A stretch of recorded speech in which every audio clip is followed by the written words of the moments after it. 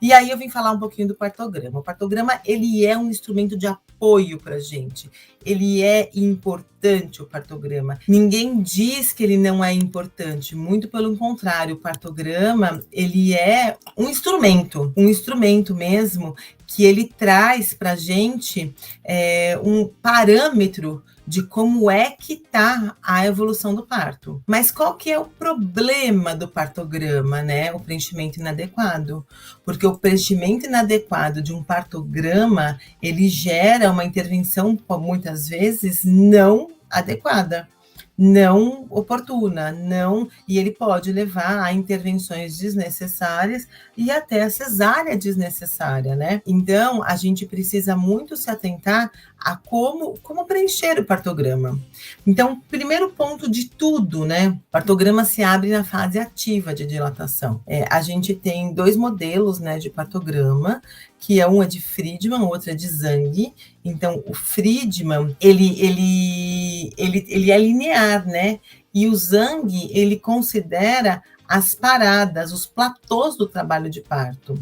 O uso do partograma, quando ele bem aplicado, ele diminui muito as cesáreas em países em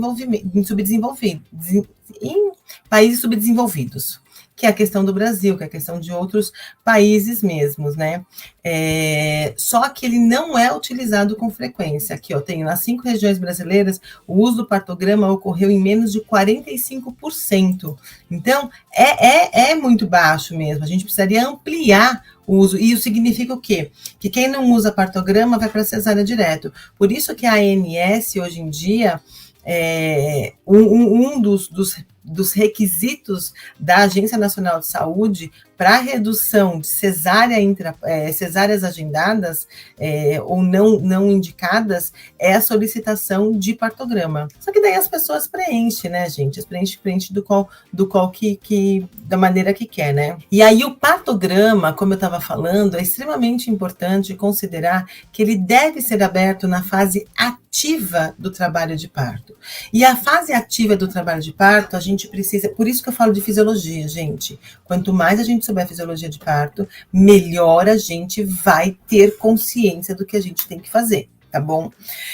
Então, a fase ativa são contrações ritmadas, de 3 em 3 minutos, com duração de 40, 50 segundos, 60 segundos cada contração, com uma durabilidade, com um intervalo de 3 em 3 minutos de uma média forte intensidade. Só que junto com as contrações eu preciso ter dilatação. Então, tem lugares que tem a literatura que considera a fase ativa, a fase de dilatação, né, a dilatação como fase ativa, 5, 6 centímetros, um colo médio.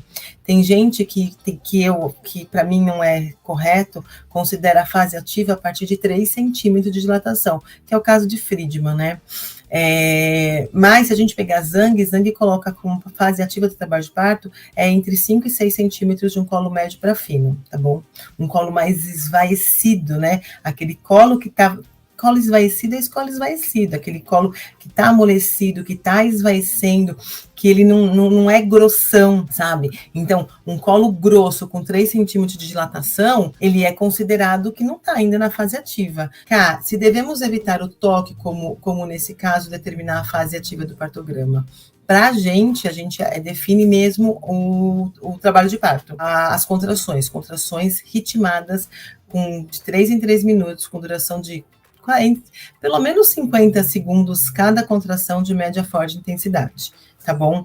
Então é nisso. Só que a mulher, quando ela entra no hospital, ela vai receber um exame de toque, tá bom?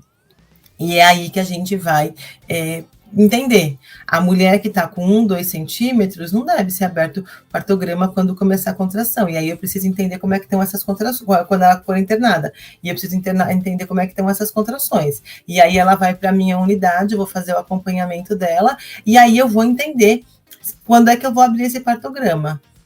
Porque as contrações precisam estar ritmadas. E aí eu preciso ter outras coisas que eu já falei para vocês de aula de fisiologia de trabalho de parto, né?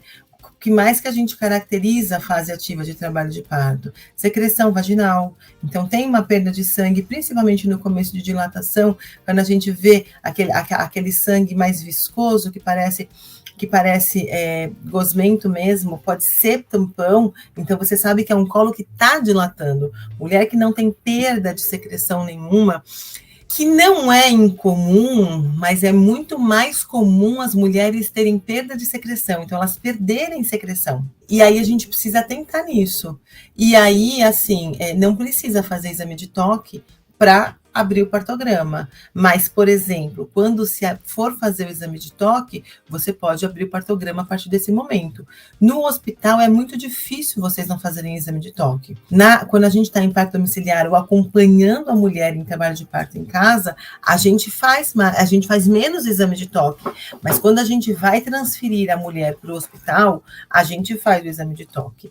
No parto domiciliar, sim, já acompanhei ele partos domiciliares sem exame de toque. E aí eu vou meio que me guiando pelo tempo de contração, tá bom? Pela fase, pela dinâmica uterina. E a dinâmica uterina, ela é muito boa de parâmetro para a gente entender como é que está esse trabalho de parto, considerando aquilo que eu já falei, a secreção, né, vaginal, então perda de secreção, e as características, a altura do BCF, a gente deveria ter, no partograma, deveria ter uma barriguinha, né, então há um umbigo, quadrante, e a gente ir colocando, apontando aonde é que a gente está fazendo o melhor ponto de ausculta. Porque conforme a gente vai, o BCF está à esquerda ou à direita, alto, por exemplo, e o bebê vai rodando, esse BCF vai baixando e vai centralizando. Então, se a gente faz esse acompanhamento do rodar do coração do bebê, do descer do coração do bebê, que foi o que eu falei na semana passada, que eu falei sobre BCF, eu tenho um parâmetro de evolução de trabalho de parto. Então, assim, mas o parto está parado. Não está parado. Então, se tem descida, rotação de bebê e descida de coração de bebê, pode ter a mesma dilatação, pode ter a mesma frequência, o mesmo tempo de contração, mas eu tenho alteração. E a partir do momento que eu tenho algum tipo de alteração, que é bebê rodando e descendo, significa que eu tenho um trabalho de parto evoluindo num tempo mais lento, não evoluindo do jeito que a literatura fala. Então, a literatura simplesmente fala, principalmente se a gente pensar em partograma de Friedman, 1 centímetro por hora, ou 1,5 centímetros por hora nas multíparas, o que não acontece com todas as mulheres. Menos do que 50% das mulheres evoluem em trabalho de parto da maneira igual. Então, a gente não pode colocar todas as mulheres iguais, porque as mulheres não são iguais e elas não evoluem em trabalho de parto de maneira igual. Porque não é só a mulher que não é igual, o bebê não é igual.